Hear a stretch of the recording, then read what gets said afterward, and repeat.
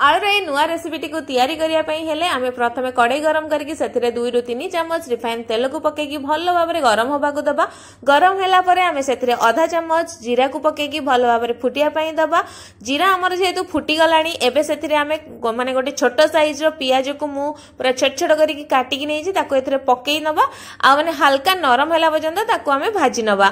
एबे जेतु एटा भाजी ही आसलानी एबे सेथिरे आमे आधा चम्मच कोन करबा ना अदा रसुण रो पेस्ट को पके ताकू माने गोटे मिनिट पर्यंत भल भाव में कषि नबा। एई मसलाटा एबे कषि हवा भितर सेपटे आउ गोटे मसला चलंतु प्रिपेयर करनबा। एबे गोटे बाउल रे मु कोन करछि गोटे चम्मच काश्मीरी रेड चिली पाउडर, आधा चम्मच धनिया पाउडर, आधा चम्मच जीरा पाउडर, आउ आधा चम्मच एथिरे मु पकेई नउछि हल्दी गुंड।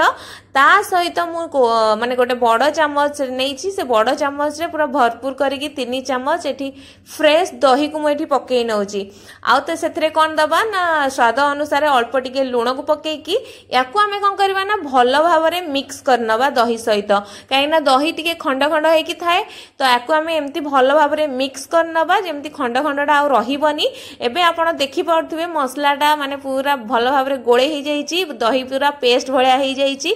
एबे याकू साइड करनबा। एबे आपण एपटे देखि पाउथबे ए जो अदा रसुण रो पेस्टटा माने पियाज सहित भलो भाव में कषि हे गलानी काईना यार कलरटा पूरा चेंज हे गलानी आपण देखि पाउथबे।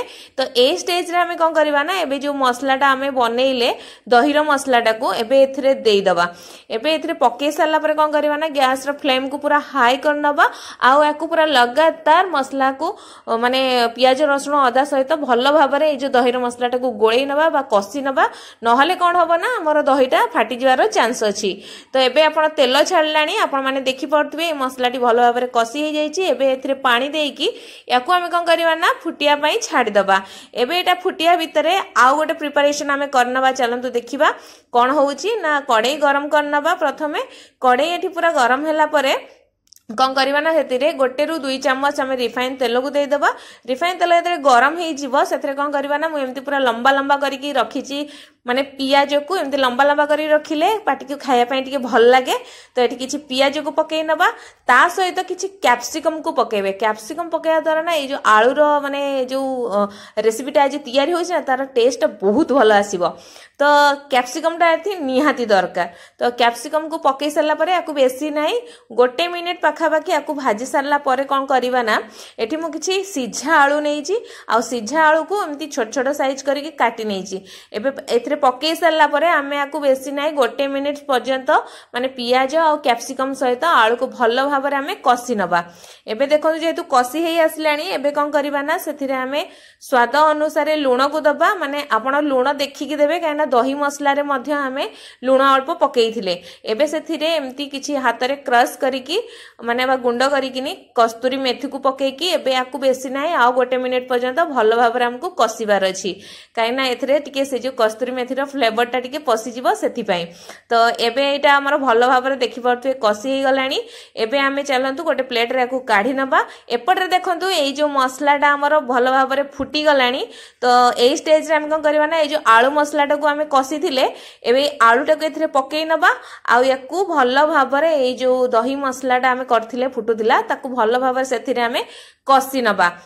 काहे कि ना माने से जो फ्लेवरटा टिके आलू भी टाणी नब। तो सेथि पई कोन करबा ना ताकू भलो भाव रे एथिरे 1 रु 2 मिनिट कषि सारला परे कोन करबा ना सेथिरे आउ टिके आमे देई दबा कोन ना टिके गरम मसला पकेई नबा। तो एबे एथिरे आधा चम्मच मु गरम मसला को पकेई नेछि। एबे गरम मसला पकेला परे बेसी नाही 30 रु 40 सेकेंड पर्यंत याकू टिके आमे कोन करबा ना कषि नबा। आउ केना गरम मसलाटा सांग सांग पडिला ना तो तार सहित टिके कषि नेले टिके भलो लागिबो आउ टिके माने तार गंधटा भी पळेबो। एबे भलो भाबरे जेतु कषि हे गलानी आपण चाहिले एम्ति सुखा सुखा मध्य खाई परिबे नहले एथरे एम्ति पानी दे दे की अल्प माने झोल झोल थिले मध्य खाइले बहुत भल लागिबो। एबे एथरे हम पानी दे दे की एबे याकू टिके माने आउ थरे टिके गोळेई नबा। गोळेई साला परे याकू टिके घोड़ेई किनी पूरा हाई फ्लेम रे कोन करबा ना 1 मिनिट पर्यंत भलो भाव रे फुटिया पई दबा। जेहेतु एठी हमर आलू भी सिझा थिला सब दिन सिझा ही थिला तो तरकारीटा बनिया पई बहुत माने जल्दी हेई जिवो आ बेसी समय हमको लागिबोनी। एबे जेतु पूरा एटा फुटी गलानी तो एथिरे हमें धनिया पत्र किछि पकेई नबा। बस हमर एई आलू मसलाटी एबे पूरा रेडी हे जाईची। आपण चाहिले याकू रोटी नान पराठा जहा सहित भी खाइले एटा बहुत भलो लागिबो। आपण चाहिले याकू जदी तरतर भी थिबे टिफिन बनईकि सांग सांग दे पारे ना घरे बनईकि एमती खातु आपण यार टेक्सचर देखिपे आ खायापी बहुत भल लगे आपड़ एमती घरे थे निश्चय बनातु आ किपर लगे आम कमेंट बॉक्स रे कमेंट कर निश्चय जनातु। धन्यवाद।